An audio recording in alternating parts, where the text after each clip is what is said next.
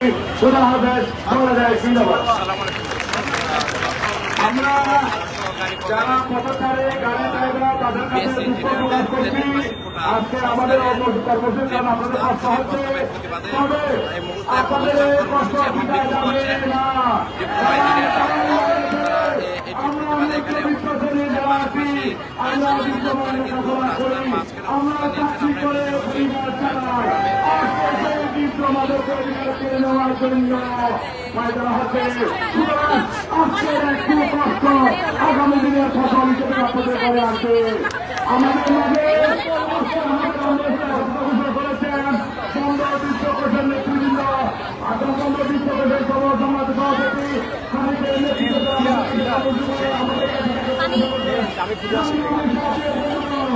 আমরা কিসের জন্য আন্দোলন করেছি? কোটার বিরুদ্ধে আন্দোলন করেছি। এই আবার সেই কোটা আমাদের মাঝে চাপিয়ে দিচ্ছে, যে কোটাকে আমরা ঘৃণা করেছি। এই পেশি সরকারের পালিয়ে থাকা যুক্ত করে আবার এই সরকারকে দুই বুঝিয়ে এখন আপনাদের সম্মুখে বক্তব্য রাখবেন বন্ধ বিশ্বকোষের সম্মানিত সভাপতি প্রকৌশলী গোলাম মোহাম্মদ খালিদ ভাই।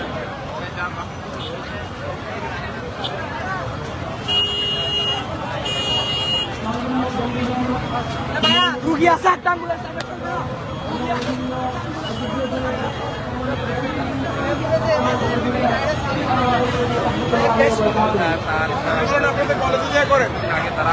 রাস্তায় জনগণ রাস্তায় না নামলে তো যাবে আগে হয় না।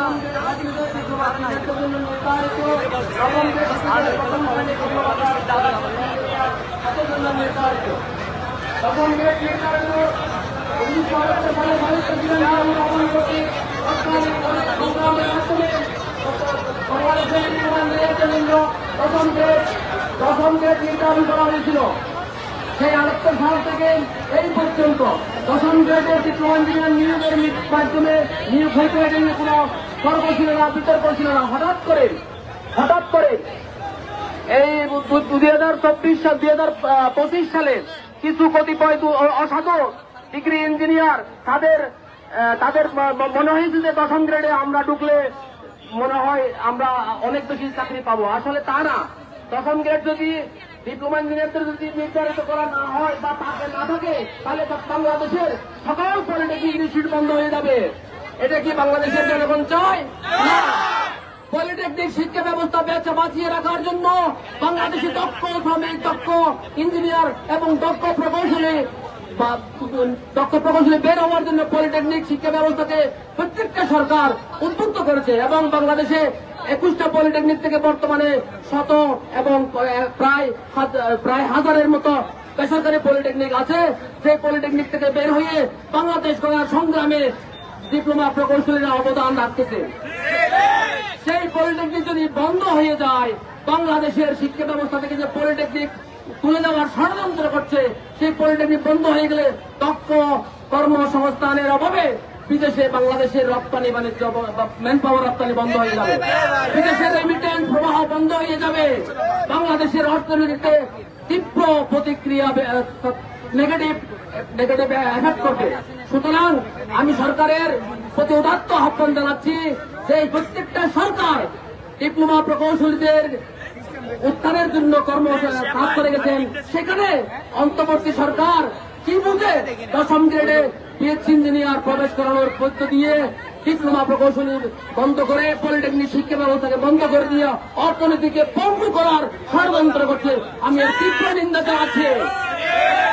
আমি প্রশাসনের দৃষ্টি আকর্ষণ করছি, তারা আমাদেরকে সহযোগিতা করছেন, পুলিশ ভাইদেরকে, সাংবাদিক ভাইদেরকে সহযোগিতা করছেন এবং আমাদের যারা খাবার পেন এবং বিভিন্ন যানবাহনের যারা সাময়িক কষ্ট করছেন তাদেরকে দুঃখ প্রকাশ করছি।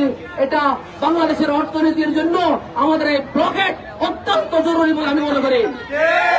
সুতরাং সবাইকে আমি চট্টগ্রাম বন্দর কর্তৃপক্ষের ডিপ্লোমা ইঞ্জিনিয়ারদের সভাপতি হিসেবে সকলকে এখানে এই ব্লকেটে 78টা ঘোষণার মাধ্যমে আমি আপনাদের এই কষ্ট এবং পরিশ্রমকে আমাদের সুফল বয়ে আনবে এই আশাবাদ ব্যক্ত করে আমি এখানে শেষ করছি। আসসালামু আলাইকুম রহমতুল্লাহ।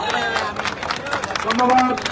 এখন বক্তব্য রাখবেন চট্টগ্রাম পলিটেকনিক ইনস্টিটিউটের ছাত্র মোহাম্মদ জামিল, তার সময় 2 মিনিট, তাকে 2 মিনিটের মধ্যে শেষ করার জন্য অনুরোধ করা হলো। সংগ্রামী উপস্থিতি, দাবি দেওয়া বক্তব্য আমরা 5 আগস্টের পরে অনেক দিয়েছি, ঠিক কিনা? আজকে এখানে আমরা দাবি দেওয়া বা বক্তব্য দিতে আসি নাই, আমরা আমাদের অস্তিত্ব লড়াই টিকে আসছি।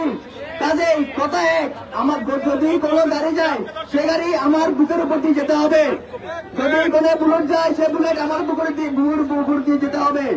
দেশের সিংহভাগ 80% কর্মকাণ্ড যেখানে ডিপ্লোমা প্রকৌশলীরা করে থাকে, সেখানে এই ডিপ্লোমা প্রকৌশলীদেরকে নিয়ে বারবার করে এই ষড়যন্ত্র করা হয়। আমি আমার অন্তর্বর্তীকালীন সরকারের কাছে প্রশ্ন রাখতে চাই, আজকের এই প্রতিবাদ সমাবেশ থেকে একটাই দাবি, ডিপ্লোমার যে শক্তিকে নিয়ে বারবার ষড়যন্ত্র করা হয় সেই শক্তিকে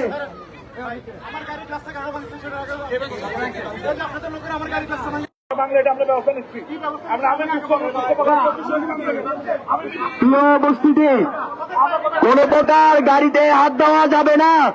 আমাদের আন্দোলন হবে সম্পূর্ণ শান্তিপূর্ণ। কেউ যদি নিজের গাড়ির গ্লাস নিজে ভাঙিয়ে এসে আমাদের কাছে অযৌক্তিক দাবি করে, আমরা এই দাবিতে কান দিব না। আমরা আমাদের শান্তিপূর্ণ অবস্থানকে শান্তিভাবে চালিয়ে যাব। সিনিয়রদেরকে সামনে দিয়ে জুনিয়ররা মাঝখানে রেখে আমরা আমাদের আন্দোলন কন্টিনিউ করব। ধন্যবাদ সবাইকে। এখন বক্তব্য রাখবেন ন্যাশনাল পলিটেকনিকের ছাত্র নিয়ামত আলী সামিল, তার জন্য সময় 2 মিনিট। নিয়ামত আলী সামিল আছে? আচ্ছা, এখন বক্তব্য রাখবেন চট্টগ্রাম পলিটেকনিকের ছাত্র রাকিবুল ইসলাম, তার জন্য সময় 2 মিনিট। বিসমিল্লাহির রহমানির রহিম। উপস্থিত সম্মানিত সুধী ও আমার পলিটেকনিক সহযোদ্ধাগণ, আমরা জানি আমরা আজকে এখানে কেন সমবেত হয়েছি। কোন অযৌক্তিক দাবিতে আমরা আজ এখানে সমবেত হইনি। আসন্ন জাতীয় সংসদ নির্বাচনকে বানচাল এবং অস্থিতিশীল করার লক্ষ্যে যে সন্ত্রাসী বাহিনী মীমাংসিত একটি সত্যকে আবারও 13 পরাজিত শক্তির ন্যায় আবারও বানচালের উদ্দেশ্যে তারা প্রজ্ঞাপনের জন্য মাঠে নেমেছে, আমরা তারই বিরুদ্ধে আন্দোলন সংগ্রাম করছি। আমরা আমাদের ইতিহাস খুবই গভীর। পাকিস্তান আমল থেকে শুরু করে আজ এই ডিজিটাল বাংলাদেশ প্রত্যয়ের লক্ষ্যে ডিপ্লোমা শিক্ষার্থীদের যে অনস্বীকার্য ভূমিকা তা তারা অস্বীকার করছে, তারা আমাদেরকে হেয় প্রতিপন্ন করছে। আমরা জানি কিভাবে অধিকার আদায় করতে হয়। 1969-এর গণ অভ্যুত্থান, 71-এর মহান মুক্তিযুদ্ধ, কিংবা 90-এর স্বৈরাচার বিরোধী আন্দোলন, কিংবা 13-এর পলিটেকনিকের ছাত্র আন্দোলন, 24-এর ছাত্র জনতার গণ অভ্যুত্থান আমাদেরকে শিখিয়েছে কিভাবে অধিকার আদায় করতে হয়। সেই ক্ষেত্রে আমাদের শহীদ উসমান পাটোয়ারি আমাদের উজ্জ্বল দৃষ্টান্ত। সম্মানিত সুধী, আমরা কোন বিশৃঙ্খলায় জড়াবো না, আমরা আমাদের দাবিতে অটুট থাকবো এবং আমাদের স্পষ্ট দাবি, আমরা কোন সেশন জট কিংবা পরীক্ষার যে বয়কট ওই জিনিসগুলো খুবই কম চাই। সেই সাথে যে আমাদের 10ম গ্রেড আমাদের ন্যায্যতা তা আমরা রক্ষার্থে যা যা করণীয় তাই করবো। উপস্থিত সকলকে একটাই আহ্বান, আমরা যাতে মাঠে থাকি এবং আমরা আমাদের অধিকার আদায় করে এই বাসায় যাবো ইনশাল্লাহ। আমি সবাইকে, যারা আমাদের সাথে সবাইকে দায়িত্ব পালন করছেন, আপনারা সুন্দরভাবে গাড়িগুলো সুন্দর দেখেন, কোন গাড়িতে যেন কোন ধরনের সমস্যা না হয়, কোন পথযাত্রীর যেন কোনো সমস্যা না হয়।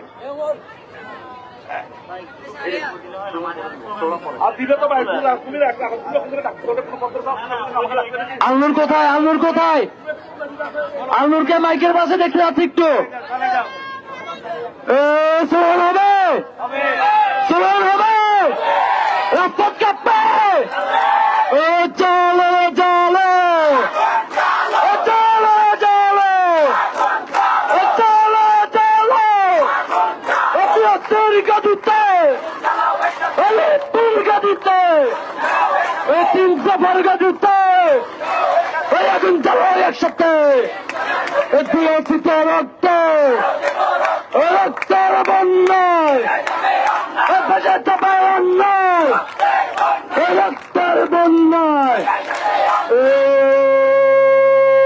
বিচার আছে, রাজপথে আছে, সিপিআই আছে, সিএমপি আছে, শ্যামলী আছে, এনটিসি আছে, চট্টগ্রাম সদর বেসরকারি আছে, থাকলে বলো আমরা সবাই ডিপ্লোমা, আমরা সবাই সিপিআই, সিএমপিআই, শ্যামলী, এনপিএসসি, এনআইটি, জাফাগির, সবাই একই সুরে সামনে থেকে, বিজয় থেকে, টানা থেকে, কামের থেকে একই তালে হাতের তালি, বুকে বলি সামনে থেকে জালো রে জালো, জালো রে জালো, অধিরচিত রক্ত,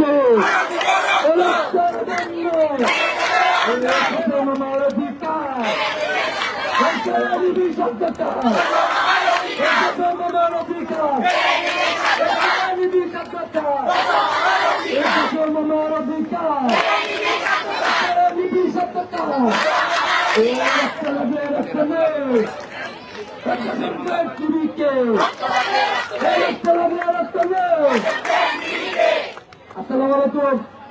আমাদের একটা কথা বলতে চাই, আমাদের মাঝ থেকে আমাদের 2 সহযোদ্ধা, তাদেরকে আপনারা এর আগেও অনেকবার দেখেছেন, আমরা একসাথে রাজপথে ছিলাম 3 জনই। আজকে আমাদের 2 সহযোদ্ধাই আবারও আপনাদের সাথে আমাদের দাবি আদায়ের জন্য বিভিন্ন ব্যস্ততা, বিভিন্ন কাজ দেখে কিন্তু আমাদের সাথে রাজপথে এসে হাজির হয়েছে। আমরা তাদের জন্য বড় করে যাচ্ছি, আমি তাদেরকে আসসালামু আলাইকুম। সবার নিকট অনুরোধ, প্রশাসনের নিকট অনুরোধ, আমরা আপু একটু জানাবেন আমাদের দাবি। আমাদের 10ম গ্রেড নিয়ে দাবি, আমাদের দাবিগুলো মানতে হবে। আর বড় ভাইরা যেহেতু আমাদের সাথে এরকম মানে ওদের দাবি হচ্ছে 9ম গ্রেড নিয়ে, আমাদের দাবি নিয়ে কেন ওরা ইয়া করবে, মানে এভাবে আমাদের দাবি নিয়ে টানাটানি করবে। এই জন্য আমরা আন্দোলনে নামছি, আমাদের বড় ভাইয়েরা পাশে আছে। আপনারা কি চান একটু বলুন তো? আমরা চাচ্ছি যে আমাদের 10ম গ্রেড নিয়ে যে ভুল আছে সেগুলো যেন পূরণ হয়। বড় ভাইয়েরা আমাদের 9ম গ্রেড নিয়ে, ওদের 9ম গ্রেড কিন্তু আমাদের 10ম গ্রেড, ওনারা আমাদেরটা নিয়ে টানাটানি করছে। দাবি না মানলে কি করবেন? দাবি না মানলে আমরাও ছেড়ে দিব না, আমরা আমাদের রাজপথ ছাড়বো না, আমরা আমাদের অধিকারটা আদায় করে নিব।